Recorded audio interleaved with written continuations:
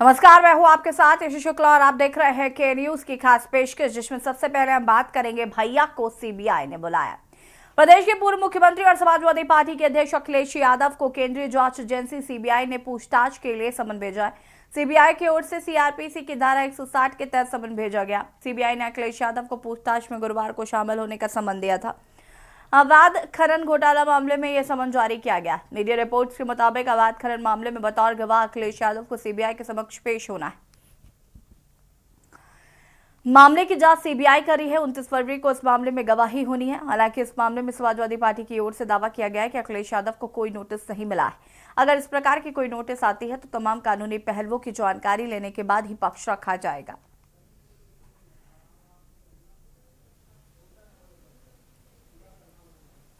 और इसी खबर पर ज्यादा जान अवैध खनन मामले में पूछताछ के लिए अखिलेश यादव को बुलाया गया। हालांकि पार्टी के लोगों का कहना है कि ऐसा किसी तरीके का कोई नोटिस नहीं आया। जो पार्टी संभाल नहीं पाते वह भाजपा पर आरोप लगाते हैं कि पैकेज बटा है। जो पैकेज बांटते थे वही ऐसा कह सकते हैं। भारतीय जनता पार्टी शुचिता की राजनीति करती है, भ्रष्टाचार मुक्ति की राजनीति करती है और भ्रष्टाचारियों के खिलाफ कार्रवाई करने का पूरा समर्थन करती है। इसलिए अखिलेश यादव जी के आरोप वैसे ही हैं जैसे चलनी में दूध दुहे, किस्मत को दोष दे कहावत यह है, लेकिन चलनी में दूध दुहे और भाजपा को दोष दें। जय श्री राम। देखिए, मीडिया के माध्यम से ऐसी जानकारी मिल रही कि सीबीआई ने 160 सीआरपीसी की नोटिस आदरणीय अखिलेश यादव जी को गवाही के लिए दी है। ऐसी कोई भी नोटिस अभी तक आदरणीय अखिलेश यादव जी को प्राप्त नहीं हुई है। जब ऐसी कोई नोटिस आएगी तो समाजवादी पार्टी कानूनी राय लेने के बाद अपना पक्ष जरूर रखेगी। समाजवादी पार्टी लगातार गरीबों की, मजलूमों की आवाज को उठा रही है। देश में एक ऐसे गठबंधन को बनाने का काम किया है जो भारतीय जनता पार्टी की जन विरोधी सरकार को उखाड़ फेंकेगा। तो समाजवादी को एजेंसियों का सामना करना पड़ेगा, मुकदमों का सामना करना पड़ेगा। समाजवादी न कभी एजेंसियों से, मुकदमों से डरे हैं, न डरेंगे। जो पार्टी संभाल। और इसी खबर पर ज्यादा जानकारी के लिए संवाददाता शिवा हमारे साथ जुड़ चुके हैं। शिवा, क्या कुछ जानकारी इस पूरे मामले में, क्या कुछ अपडेट है फिलहाल?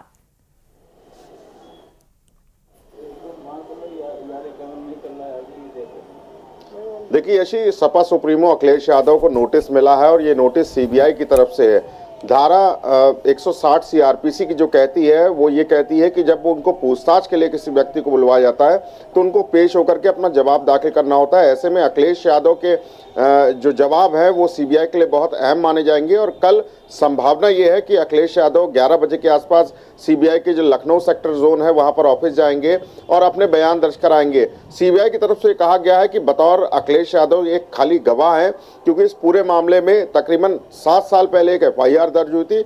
उस एफआईआर में हमीरपुर की तत्कालीन डीएम, लॉजिस्टिक के लोग, जो खनन विभाग के अधिकारी थे और पूर्व खनन मंत्री गायत्री प्रसाद प्रजापति, क्योंकि 2012 से लेकर के 2017 तक जब अखिलेश यादव की समाजवादी पार्टी सरकार थी तब अखिलेश यादव उस वक्त 1 साल में शुरुआती तौर पर खनन का जो उनका जिम्मा था वो अखिलेश यादव के पास में था। ऐसे में जो खनन मंत्री थे वो गायत्री प्रजापति थे। जब ये पूरा मामला जब कोर्ट में गया और कोर्ट के आदेश पर जब सीबीआई में एफआईआर हुई तो तमाम लोग नामजद हुए। अखिलेश यादव के ऊपर भी सारी बातें उठ रही थी कि जब अखिलेश यादव के पास शुरुआती पहले दौर में कार्यकाल में सब ये रहा तो अवैध तरीके से जो पट्टे हुए, जो खनन हुए, जो बिना नोटिसेस के या बिना किसी आदेशों के लोगों को पट्टा दे दिया गया, तो ये पूरी तरीके से अवैध था। और उसी झांसे में आकर के जो तमाम लोग थे वो लोभ लालच के बल में उन्होंने पट्टे लोगों को दिए और उसी के हवाले के बाद से पूरी जांच जो थी वो सीबीआई के पास गई और सीबीआई ने जब अपनी प्राइमरी इन्वेस्टिगेशन पूरी की उसके बाद एक एफआईआर दर्ज की है। तो अब लोकसभा चुनाव से पहले जब ये दौर आया है कि जब अखिलेश यादव को नोटिस मिला है सीबीआई का, जब वो अपने बयान दर्ज कराने जाएंगे तो ये जरूर सीबीआई अफसरों के सवाल होंगे कि जब उनके पास जब कार्यकाल के वक्त जो खनन का मंत्रालय था उस दौरान उन्होंने किसके किसके कहने पर कौन कौन से पट्टे किसको किए। तो ये तो तमाम सवाल हैं वो सीबीआई के अफसर आज ही तैयार कर चुके होंगे, इसीलिए कल उन्होंने नोटिस देकर के अखिलेश यादव को बुलाया है। तो अब इस नोटिस के बाद से कहा जा सकता है कि अखिलेश यादव की मुश्किलें थोड़ी जरूर बढ़ गई हैं और एक्स पर पोस्ट करते हुए जो आईपी सिंह है, जो समाजवादी पार्टी के जो प्रवक्ता भी है, नेता भी है, उन्होंने कहा है कि लोकसभा चुनाव के पहले जो केंद्र सरकार है उसकी जो एनफोर्समेंट डायरेक्टरेट और सीबीआई जो केंद्र की जो विंग होती है, जो टीमें होती हैं, जो जांच एजेंसियां होती हैं, वो ऐसे समय में आ जाती है। तो अब सवाल ये है कि जब अखिलेश यादव सीबीआई के दफ्तर पहुंचेंगे तो उनसे सवाल कौन कौन से होंगे, कितनी देर सीबीआई के अफसरों का सामना अखिलेश यादव को करना पड़ेगा। और ये असल बात जरूर कही जा रही कि खनन का जो मामला है वो बहुत हाई प्रोफाइल है। इसमें पूर्व गायत्री प्रसाद प्रजापति जो पूर्व खनन मंत्री थे वो भी जेल जा चुके थे, तमाम जो अफसर थे उनके ऊपर जांच बैठी थी और वो सस्पेंड भी हुए थे। तो ये अगर अखिलेश यादव के ऊपर अगर इसका वजन पड़ता है तो अखिलेश यादव का कितना नुकसान होगा। तो तमाम जो सवाल हैं वो कल के लिए जरूर तैयार होंगे अखिलेश यादव के लिए, और अखिलेश यादव उसका कितना बारीकी से और अच्छे से जवाब देंगे जरूर देखने वाली बात होगी। बिल्कुल जीवा जी, जिस तरीके से ये देखने को मिल रहा है और हम ये भी देख रहे हैं यहाँ पर कि फिलहाल इसका खंडन भी किया जा रहा है। हालांकि इस बात में कितनी सच्चाई है ये देखना होगा। फिलहाल आपका बहुत बहुत शुक्रिया जानकारी साझा करने के लिए। और बता दें कि अवैध खनन मामले में पूछताछ के लिए अखिलेश यादव को बुलाया गया है।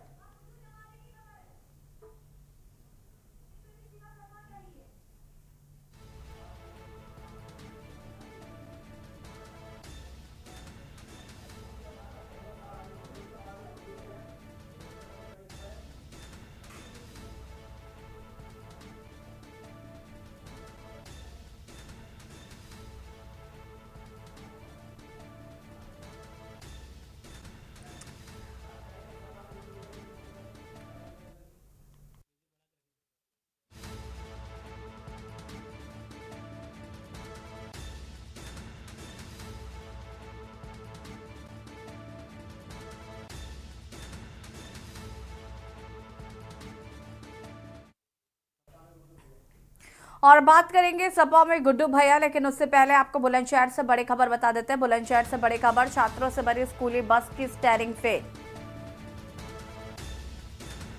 बच्चों से भरी तेज रफ्तार स्कूली बस कार से टकराए। बस की टक्कर से कार चालक की हुई दर्दनाक मौत। अहमदगढ़ थाना क्षेत्र के गांव फतेहगढ़ के पास हुआ हादसा। बस की टक्कर से हुआ हादसा। अहमदगढ़ थाना क्षेत्र के गांव फतेहगढ़ के पास की ये हादसा हुआ है। मां भगवती स्कूल शिकारपुर की बताई जा रही है बस। स्कूली बस की टक्कर से कार के उड़े पर खच्चे। बुलंदशहर से खबर, छात्रों से भरी स्कूली बस की स्टीयरिंग हुई फेल। बच्चों से भरी तेज रफ्तार स्कूली बस कार से टकराई। बस की टक्कर से कार चालक की हुई दर्दनाक मौत।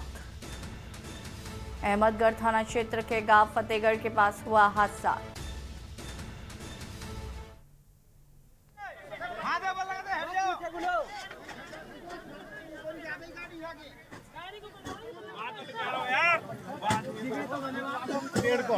अरे ऐसा लेकर यार, जब तक बस भी चौना होगी ऐसे ना निकलेगी।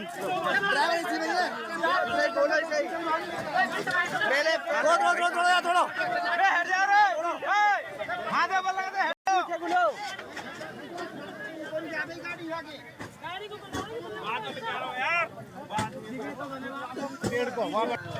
लेकर यार, जब तक बस भी चौना होगी ऐसे ना निकलेगी।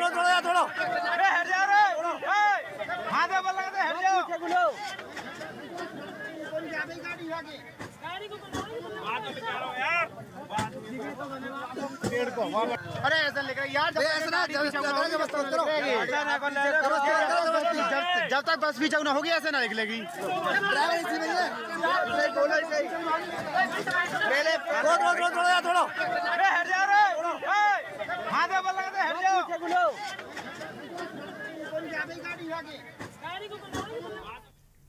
और बात करेंगे सपा में गुड्डू भैया। 2 बार विधायक रहे बहुजन समाज पार्टी के नेता शाह आलम उर्फ गुड्डू जमाली ने बुधवार को समाजवादी पार्टी का दामन थाम लिया है। इस दौरान सपा मुखिया अखिलेश यादव ने उन्हें खुद समाजवादी पार्टी में शामिल कराया। इस दौरान अखिलेश यादव ने पत्रकारों के साथ वार्ता भी की। अखिलेश ने का ये बड़ा दाव माना जा रहा है।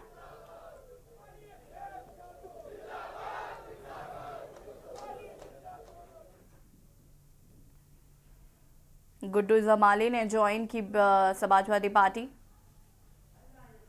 बता दें कि सपा में शामिल हुए बसपा के कद्दावर नेता गुड्डू जमाली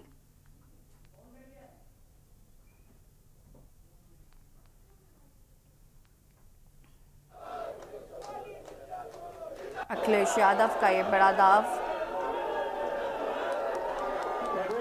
पार्टी के राष्ट्रीय महासचिव वरिष्ठ नेता आदरणीय शिवपाल सिंह जी हैं, उनसे अनुरोध है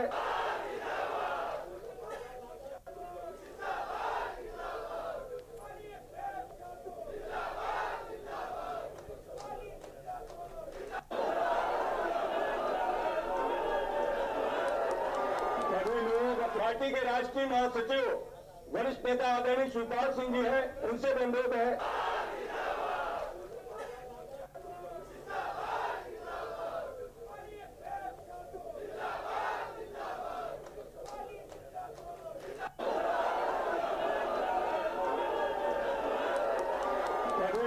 पार्टी के राष्ट्रीय महासचिव वरिष्ठ नेता आदरणीय शिवपाल सिंह जी हैं, उनसे अनुरोध है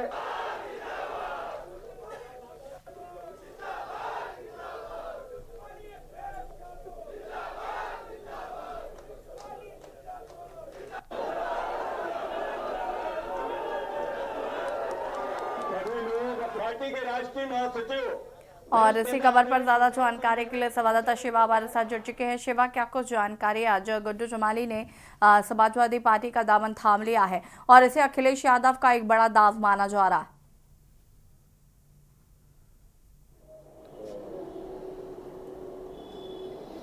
देखिए यशी, ये बहुत बड़ा दाव है क्योंकि आजमगढ़ जिले की मुबारकपुर सीट से गुड्डू जमाली 2 बार विधायक भी रह चुके हैं बसपा से। और ऐसे में अब वो जब समाजवादी पार्टी ज्वाइन करते हैं तमाम अपने कार्यकर्ताओं के साथ, तो समाजवादी पार्टी का थोड़ा कुनबे की जो मजबूती है वो बढ़ जाती है। और अखिलेश यादव ने भी इस बात को कहा कि पीडीए का जो बढ़ता जो पारा है वो भाजपा में घबराहट पैदा कर रहा है। तो ऐसे में कहा जा सकता है कि अखिलेश यादव ने भी खुल करके कहा है कि गुड्डू जमाली की ज्वाइनिंग से विरोधी पार्टियां जो हैं वो सत्ते में है। तो ये कहा जा सकता है कि गुड्डू जमाली की जब ज्वाइनिंग हुई तो अखिलेश यादव ने तमाम जो पार्टी के पदाधिकारी थे, जो कार्यकर्ता थे, उनके सामने उनका स्वागत किया, उनको बधाइयां दी और जो पूर्वांचल का गढ़ है उसे और मजबूत करने की बात कही है। तो अब जो लोकसभा चुनाव है उसमें जो पूर्वांचल में जो वोटरों के अंदर सेंध लगाने की जो बात है वो बहुत तेजी से होगी। और यशी, ये जरूर कहा जाएगा कि जब गुड्डू जमाली आजमगढ़ से विधायक रहे हैं मुबारकपुर सीट से, तो वोटरों के अंदर उनकी पैठ खूब ज्यादा अच्छी थी। जो बसपा के समय पे ये मायावती के बहुत करीबी माने जाते थे और काफी हनक थी इनकी और पार्टी में एक मजबूत दबदबा था। ऐसे में बसपा पार्टी को छोड़ करके आने के बाद समाजवादी पार्टी का दामन थामना, तो तमाम जो वोटर्स थे, वो जो वहां की जनता होगी, जो पूर्वांचल क्षेत्र की जनता होगी, कहीं ना कहीं उससे बातचीत हुई होगी और अब वो पीडीए को बढ़ाने की बात जरूर कह रहे हैं। तो अब गुड्डू जमाली की ज्वाइनिंग के बाद से लोकसभा के चुनाव में कितना समाजवादी पार्टी को फायदा मिलता है या पीडीए को फायदा मिलता है, ये तो भविष्य में देखने वाली बात होगी। लेकिन आज तमाम जो कार्यकर्ता थे, जो पूर्वांचल के लोग थे, प्रधानों से लेकर के जो ऊपर बसपा के जो कद्दावर ठीक ठाक लोग थे जिनकी पार्टी के अंदर पैठ थी, उन्होंने आज समाजवादी पार्टी का दामन अखिलेश यादव की मौजूदगी में लखनऊ के अंदर थामा है। ठीक है, बहुत बहुत शुक्रिया आपका जानकारी साझा करने के लिए। और बता दें कि सभा में शामिल हुए बसपा के कद्दावर नेता गुड्डू जमाली अखिलेश यादव का इससे बड़ा दाव माना जा रहा है।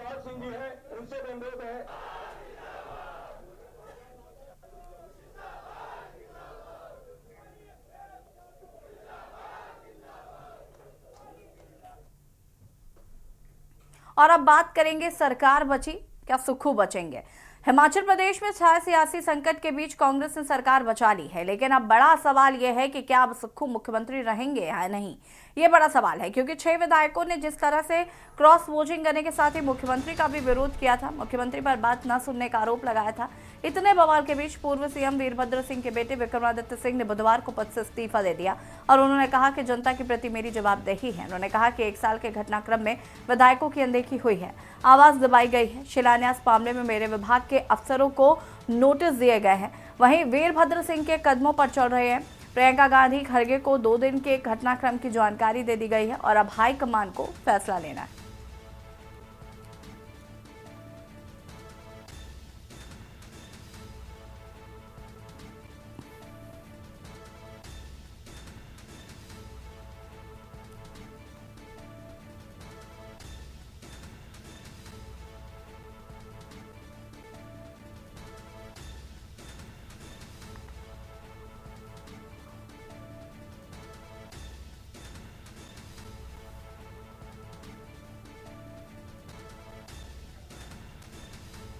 और इसी खबर पर हमारे साथ संवाददाता कपिल जुड़ चुके हैं। कपिल, क्या कुछ जानकारी है? आज जिस तरीके से मुख्यमंत्री का विरोध लगातार किया जा रहा था और कांग्रेस की सरकार तो जरूर बच गई है, लेकिन ये सवाल जरूर है कि क्या सुखविंदर सिंह सुक्खू अपने पद पर बने रहेंगे? राज्यसभा के चुनाव हुए उसमें दोनों की सीटें बराबर हो गई थी। 34 सीटें दोनों केस में हुआ और उसके बाद 25 केस से रिजल्ट आउट हुआ, जिसमें कि भाजपा के प्रत्याशी मनीष सिसोदिया की जीत हुई। तो जैसे ही आज सुबह से ही इस विषय पे चर्चा बनी रही कि सरकार जाएगी या बचेगी, तो उसके बाद अभी जो कांग्रेस की सरकार है वो बच चुकी है और इसके पहले नेता प्रतिपक्ष समेत विपक्ष के 15 विधायक को सदन से निष्कासित कर दिया गया है। ठीक है कपिल जी, बहुत बहुत शुक्रिया आपका जानकारी साझा करने के लिए। और हमारे साथ यहाँ पर ब्यूरो चीफ विनोद जी जुड़ चुके हैं। विनोद जी, क्या कुछ जानकारी है? जिस तरीके से सियासी घटनाक्रम हिमाचल में देखने को मिल रहा है, क्या लगता है हाईकमान का क्या फैसला हो सकता है? देखिए, अगर बात हिमाचल की करें, हिमाचल के अंदर आज की डेट में दोपहर बजे के पहले 2 ऑब्जर्वर भेजे गए थे। भूपेंद्र सिंह होता जो पूर्व मुख्यमंत्री हरियाणा के, और डीसी कुमार जो कह लीजिए एक जोड़ने वाली कड़ी माना जाते हैं, हनुमान संकट मोचन माने जाते हैं, उनको ऑब्जर्वर के रूप में हिमाचल भेजा गया था। और हिमाचल तो कहीं ना कहीं उनसे बातचीत चल रही है और सबको कह रहे सरकार अभी पूरे बहुमत में है, क्योंकि जो बजट था बजट पेश हो गया, पास हो गया, तो कहीं ना कहीं 3 महीने तक तो कोई भी संकट नहीं है। इतना जरूर है कि हाँ, जिस तरह से विधायकों ने और एक मौजूदा मंत्री है प्रतिभा सिंह के बेटे भी है जो अध्यक्ष है कांग्रेस की हिमाचल के अंदर, और उनके बेटे भी है विक्रमादित्य मंत्री भी थे सरकार के, तो उन्होंने इस्तीफा दे दिया है। किस कहाँ जाएंगे, बीजेपी में जाते हैं या और कुछ और करते हैं, तो कहीं ना कहीं सरकार भी अभी असमंजस में है। सरकार का ये कह लीजिए कि कहीं ना कहीं अविश्वास की बात, डर सभी के अंदर है, कांग्रेस हाईकमान के अंदर, खुद सुक्खू के अंदर। सुक्खू कहते रहे कि मैं आम आदमी हूँ और आम घर से आया हूँ और मैं योद्धा हूँ, लड़ूंगा, परंतु कहीं ना कहीं डर उनके अंदर कल की तरह, कल की बातें आज भी है। ठीक है विनोद जी, बहुत बहुत शुक्रिया आपका। बने रहिए हमारे साथ, और भी अपडेट आपसे लेंगे। हिमाचल विधानसभा में बजट हुआ पास।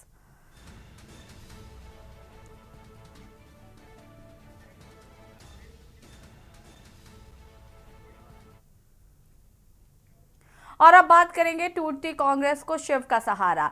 सुखविंदर सिंह सुक्खू की अगुवाई वाले राज्य की कांग्रेस सरकार पर संकट के बादल छा गए हैं। ऐसे में आला कमान ने कांग्रेस के संकट मोचक कहे जाने वाले और कर्नाटक के उप मुख्यमंत्री डीके शिव कुमार को हिमाचल भेजा है।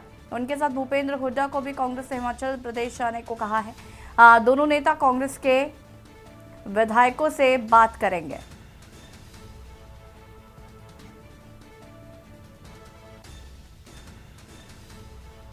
और इसी खबर पर विनोद जी हमारे साथ बने हुए हैं। विनोद जी, अगर हम बात करें यहाँ पर, तो जिस तरीके से डीके शिव कुमार को अब आला कमान ने ये कमान सौंपी है कि नाराज विधायकों को मनाया जाए, कितने अगर हम बात करें जो हिमाचल का सियासी घटनाक्रम है उसमें जो नाराज विधायक हैं उनको मनाने में कितनी मेहनत डीके शिव कुमार को करनी पड़ेगी, साथ ही साथ हुड्डा को करनी पड़ेगी?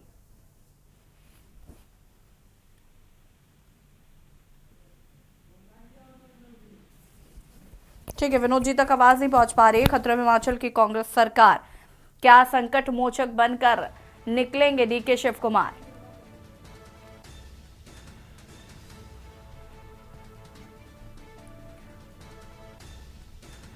डीके शिव कुमार और हुड्डा को नाराज विधायकों को मनाने की जिम्मेदारी।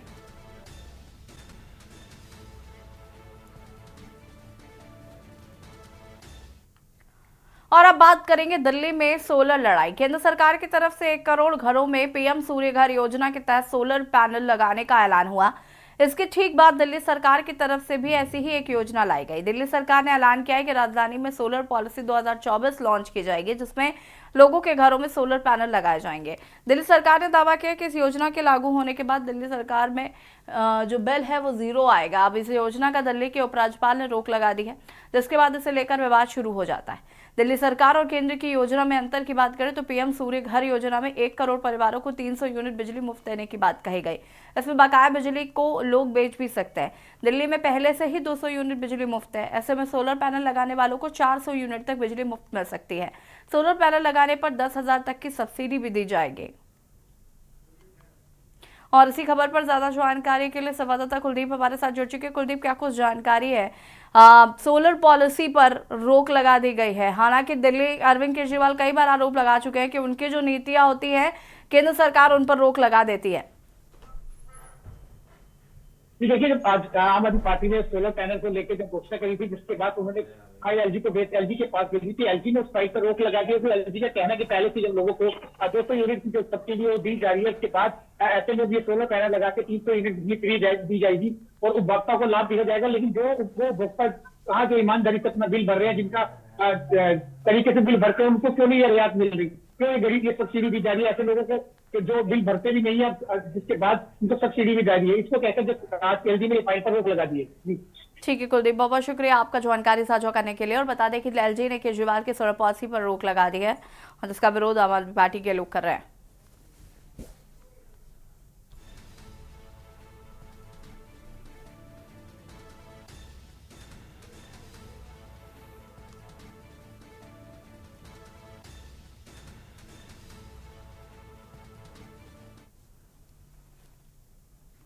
अब बात करेंगे बीजेपी का चिंतन, दिल्ली में मंथन। बीजेपी चुनाव समिति की कल होगी बड़ी बैठक। उत्तर प्रदेश को लेकर कल दिल्ली में बड़ी बैठक होगी। 15-20 सीटों पर उम्मीदवारों के नामों पर मुहर लग सकती है। पीएम मोदी, गृह मंत्री अमित शाह बैठक में मौजूद रहेंगे। अध्यक्ष जेपी नड्डा, सीएम योगी बैठक में मौजूद रहेंगे। यूपी चुनाव प्रभारी वैजयंत जय पांडा होंगे शामिल। डिप्टी सीएम केशव प्रसाद मौर्य, ब्रजेश पाठक भी मौजूद रहेंगे। यूपी अध्यक्ष भूपेन्द्र चौधरी, महामंत्री धर्मपाल भी होंगे शामिल। यूपी में सीटों के प्रत्याशियों पर सूची पर मुहर लगेगी। दिल्ली में मंथन जारी हो चुका है। लोकसभा चुनाव की सीटों पर कौन प्रत्याशी, कौन उम्मीदवार होगा, उस पर मंथन किया जा रहा है।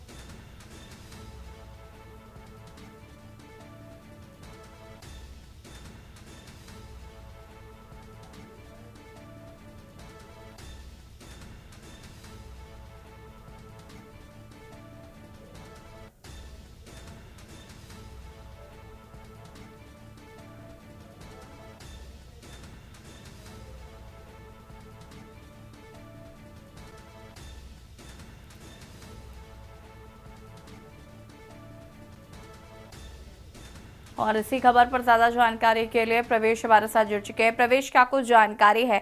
यूपी की सीटों पर उम्मीदवारों की घोषणा के लिए मंथन चिंतन दिल्ली में जारी हो चुका है। बिल्कुल, देखिए, बीजेपी की कोर कमेटी की बैठक थी जो आज दिल्ली में चल रही है। और मैं सबसे बड़ी बात आपको बता दूं कि उत्तराखंड, राजस्थान और यूपी तीनों राज्यों को लेकर मंथन हुआ है और जिसमें साफ तौर पर जो है अभी थोड़ा और इंतजार करने की बात सामने आ रही है, जिसमें कई नामों सीधे तौर पर ये कहूं कि तीनों राज्यों के जो है चुनाव प्रभारी, मुख्यमंत्री, सीधे तौर पर कहूं कि समितियां, जो चुनाव समितियों से जुड़े हुए सदस्य हैं, पदाधिकारी हैं, वो इस मौके पर मौजूद है और थोड़ी बहुत देर में कुछ ना कुछ जो है नामों का खुलासा होने वाला है। ठीक है प्रवेश, बहुत बहुत शुक्रिया आपका जानकारी साझा करने के लिए। बीजेपी का 24 चिंतन मंथन दिल्ली में जारी और जल्द ही उम्मीदवारों की घोषणा भी की जा सकती है। और खास पेशकश में फिलहाल इतना ही। देखते रहिए के न्यूज़ इंडिया। नमस्कार।